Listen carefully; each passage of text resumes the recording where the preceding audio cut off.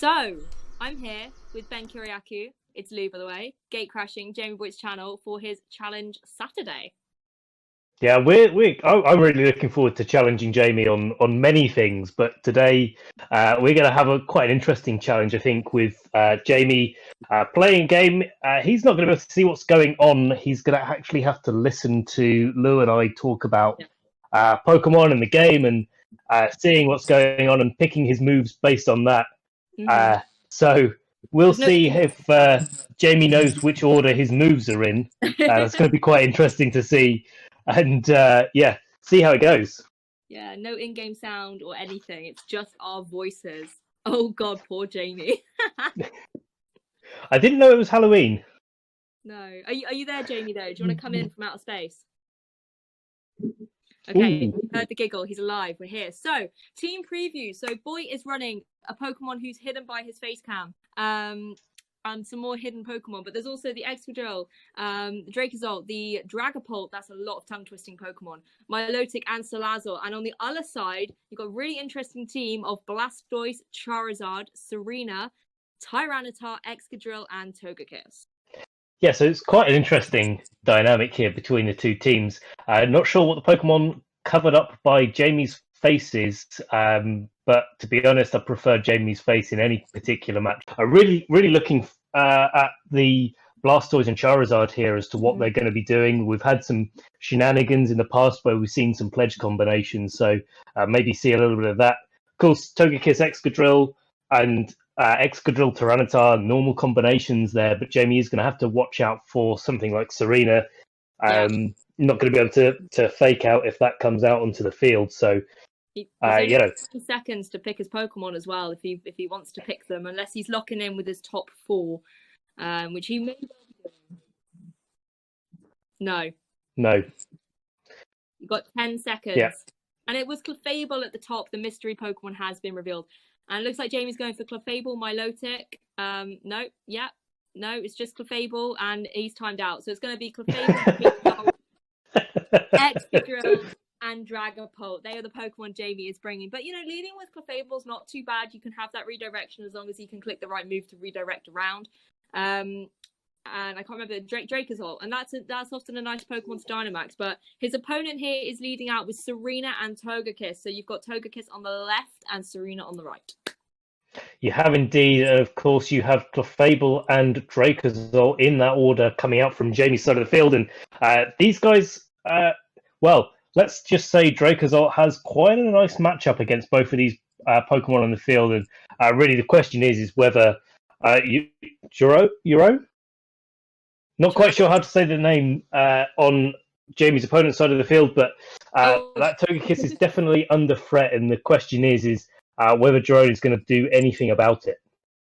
Yeah, exactly. Serena, though, able to deal always some big damage normally. We see that often being like a Dynamax Pokemon of choice, and if it's going for something like Max Knuckle, building up its attack, that can get threatening pretty quickly. But Clefable going for the gravity here, going to bring that Togekiss falling from the sky right down onto the ground, as Dracozolt does go for the Bolt Beak. No Dynamax or anything, goes into the Serena, does over 50% damage, as Togekiss on the other side follows up with a Dazzling Gleam. So going to do some big damage to Dracozolt, more than 50%. Critical hit on both Pokemon. Yeah, indeed. Ooh. And high jump kick finishing off the turn there for Serena. Not going to be able to do anything because gravity was set up. So really nice move, Jamie. Well done. You've got through turn 1 there. But of course, having to take so much damage on the Dracozolt, only about 25% health left. So something that has got to be worried about going into the next turns. Is it possible to knock out that Togekiss and or Serena, or is it going to be that Jamie has to maybe do something a little bit different in this turn just to make sure that Dracozolt gets to the end of the turn? Yeah, well, Clefable going for Sing goes into Serena's Sweet Veil, which means that it's not going to be taken up. It's alert for this match. Dracozolt having a bit more success with Bolt Beat going into Togekiss, picks up a clean one-hit KO. So Serena going to be free to go for something here. Obviously can't jump up into the sky. Goes for a Power Whip. Does connect Think Tanks obviously to help gravity. Goes into Clefable and picks up the KO. So 1 KO apiece for these Pokemon trainers. Yeah, both Pokemon going back to their trainers, and now it's to the drawing board. Both Jamie and Jerome are going to have to decide on what they want to bring out into this battle now. Drake is obviously putting on a lot of pressure here from Jamie's side of the field, and Blastoise coming in for Jerome on the left-hand side is not necessarily the pick I would have taken. No, and it's a bit worrying for Excadrill. Obviously, he doesn't like to take any water type attacks or grass type attacks from either of these opponents. But depending on the item Boyt's got on there, Excadrill could be able to deal out some big damage. Isn't using Earthquake, which is quite good because, you know, poor Dracozolt could fall fire there. But it's going to be interesting to see if Jamie is going to maybe Dynamax Pokemon this turn. Dracozolt's at such low HP. It's probably not going to be the optimal choice. But Excadrill, fresh on the field, could be a good choice here. It certainly could be, and the question becomes, you know, how do you get Dracozolt to the end of the turn? We've already seen that it is so far one of the fastest things that's come out, but we don't know how that Blastoise is trained. And going into this turn, the Excadrill is the one that's going to be Dynamaxing for Jamie, going big, going large, and doubling its HP there. Yeah, I love that. Big Excadrill here out on the field, going to apply some big damage. But there's a Dynamax on the other side as well. It's in a little Pokeball. I wonder if this is going to be the Blastoise maybe for a change. But Serena's often a popular choice. But no, it's Blastoise. He's big and he's here with his cannons on his back. He's going to be firing out some big damage into that Excadrill. He is indeed, and that's going to be the real question. If Dracozolt is going to be faster than Blastoise, it is faster. One big Bolt beat coming out there, super effective, critical hit on the Blastoise, picking up a clean one-hit knockout, and even with a little bit of an explosion going on there, so you can see exactly how much damage was going on. But Excadrill following up with a Max Steel Spike into Serena. Yeah, I love that. Big damage out there from Boyt. Picks up a clean one-hit KO against the Blastoise. And that's kind of what he needed in this situation. Getting rid of your opponent's Dynamax Pokemon as well is obviously really clutch. And getting rid of the Serena as well here. So Boyt has managed to turn this into now just a battle against one remaining Pokemon. So he's doing pretty well for being sort of unable to see and unable to hear. So I'd say this is probably a winning strategy here for Boyt. I think he's found the way to play Pokemon now, and it's going to be interesting to see if he's going to be able to adapt this going forward into actual competitions. But the Charizard is the remaining Pokemon, and we all know Charizard does not like facing down against Excadrills or Dracozolts. No, it does not, and looks like Jamie's probably in the stronger position out of the two. Of course, we haven't seen all the moves on the Excadrill, or we have because we can see them on the screen, but let's pretend we haven't seen all the moves on the Excadrill. Battle cancelled here, so looks like the first win for Jamie, and pretty clean. Yeah, very, very good. Well done, Jamie. You won your first game. You won. Yeah, one more. You can carry on, Jamie. You know, after this battle, the really, really important thing for you is to not take the towel off your head. Well done. You did so good. Yeah, that's fair enough. You don't want to accidentally go into a singles game like I did earlier, and I was really confused what was happening. It's a shame. It's a shame there's no random battles. That's what we all want to see.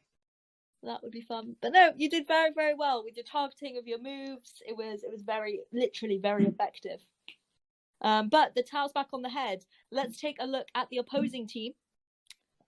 At the minute, it's still a crystal ball situation. No, here we go. Oh, we've got some cute Pokemon here. We've got a Pelipper, a Togedemaru, a Sylveon, a Dreadnought, a Jolteon, and a Scrafty. So 2 evolutions on the field here. Yeah, and well, not quite sure about Sylveon.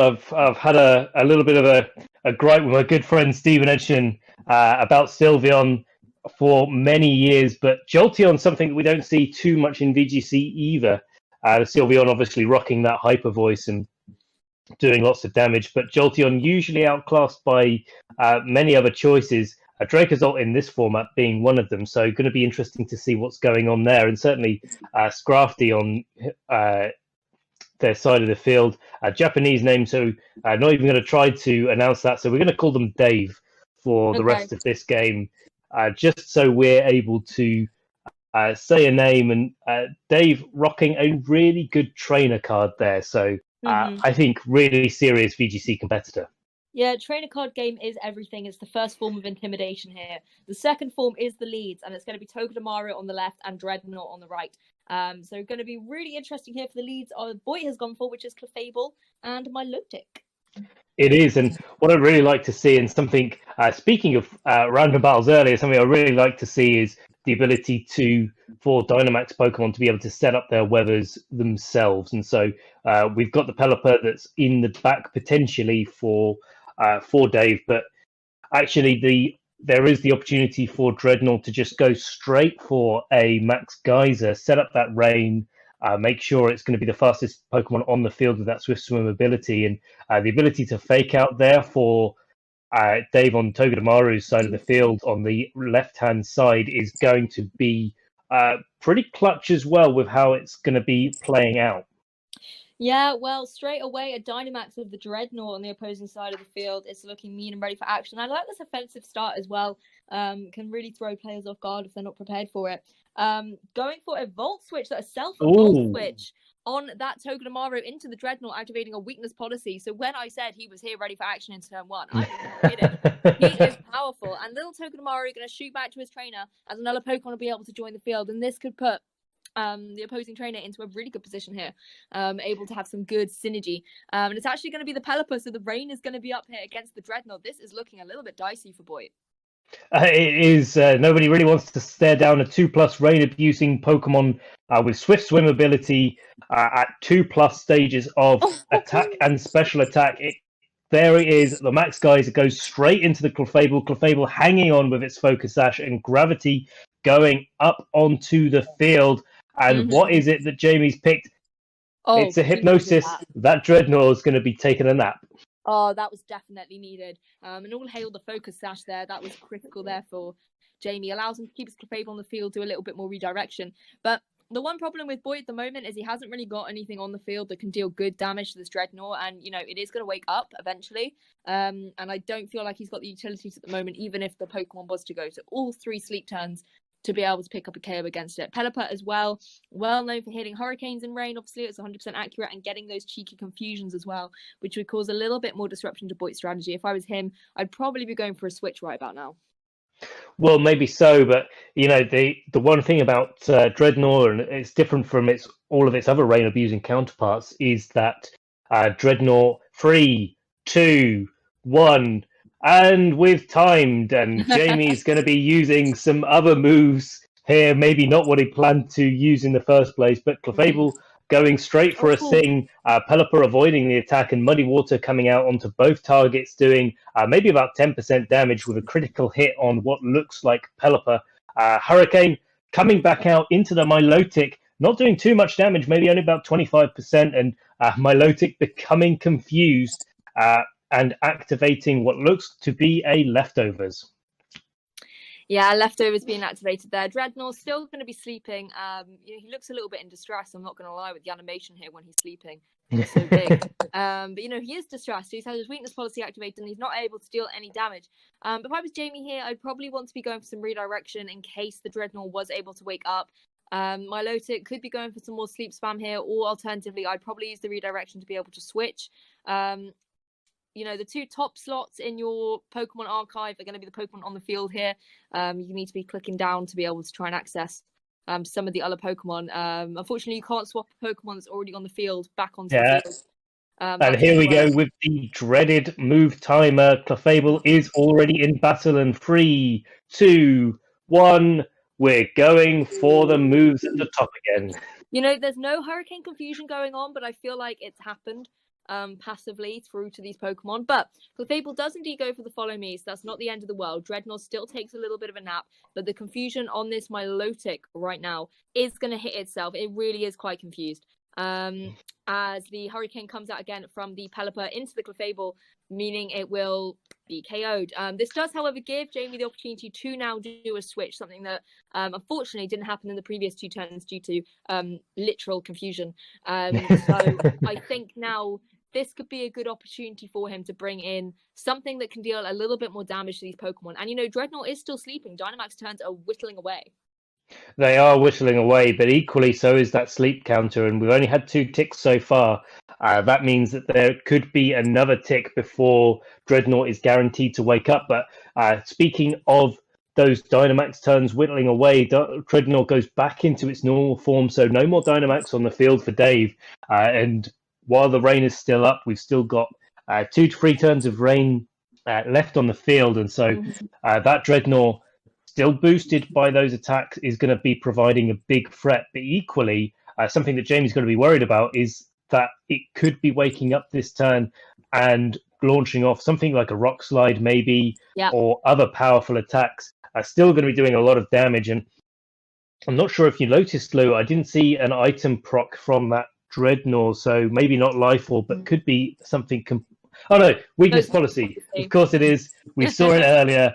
I was getting confused. I was thinking, maybe we're doing lots more damage, but Jamie has got to pick his moves quicker because we've just hit the move timer, and it looks like at least one of the moves went off because we're seeing a Dynamax this turn. Looks to be the Dracozolt coming out onto the field. Yeah, it looks like he was trying to switch the other Pokemon, but unfortunately he was trying to switch it with Pokemon already on the field, so they were refusing to jump off and jump back onto the field. Dracozolt, though, able to Dynamax itself up as Dreadnought takes another turn of sleep. This really was quite a successful move execution there for Jamie early on. Milotic breaks through its confusion as well, goes for a Muddy Water, obviously boosted in the rain, which is super awesome. Goes into both Pokemon, doesn't pick up a KO, but takes the Dreadnought down into the red, whereas Pelipper is now looking at 50%. Max Quake coming out from the Dracozolt, managed to target the right Pokemon, hits the one that's on the ground, and picks up the KO against that Dreadnought, while also boosting up the special defense of both Pokemon. That's something that will help it out against that Pelipper going forward as well. Won't be able to do anything about the confusion, but we'll be able to take attacks a little better. Certainly will, and that Hurricane going off into the Dracozolt, doing very minimal damage, not anything to really worry about. And Milotic going back up to nearly full HP, probably only a couple of leftovers ticks before it's back up to full. And Togedemaru comes in place of the Dreadnought, so we have Pelipper on the left-hand side with maybe about 40%, and Togedemaru coming in on the right with absolutely full HP. Really good sleep, as you said there, Lou. Did absolute wonders for Jamie in this battle, not having to worry about all of those 2+ powerful attacks that Dreadnought can launch out onto the field, and really testament to how good Focus Sash is on Clefable, allowing it to be both faster, as we saw in the previous game, than Dracozolt, and using that gravity, but also being able to survive any massive attacks. And we are whittling down the move timer yet again. We're not very good at switching, apparently, in this situation as the moves time out. So Nuzzle from Togedemaru comes out into that Dracozolt. That's interesting, going into the Dracozolt, being an electric type. Not going to be the most optimal choice. Poor Togedemaru here, not living up to its potential that I know that little squishy can be.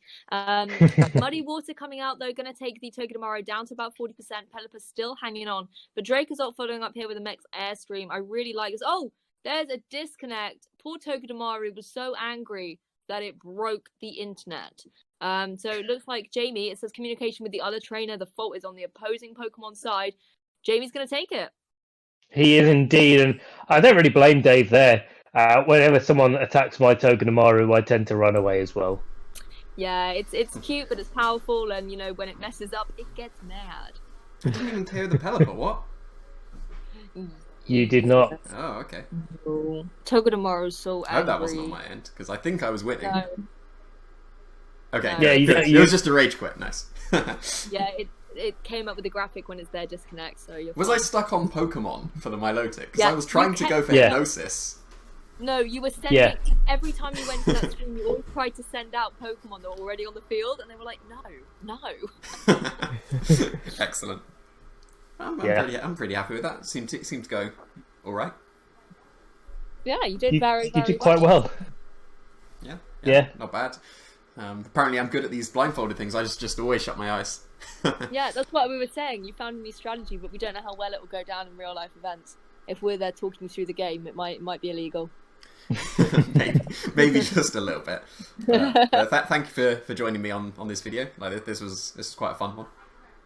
Yeah, it was good fun. Yeah, definitely. I need to think of some more challenges now, because this was quite a good one. So As I said to you earlier, Jamie, we definitely have the next challenge is to keep the towel on the head. Yes, yeah. I've won 3 out of 3 games with the towel on my head so far. So not bad. It's a lucky towel, man. It's a lucky towel. Apparently. So if you have any other suggestions for challenges, please put them in the comments. So I'll be reading them and picking some of my favourites. So yeah, thanks again for joining me, and thanks for watching.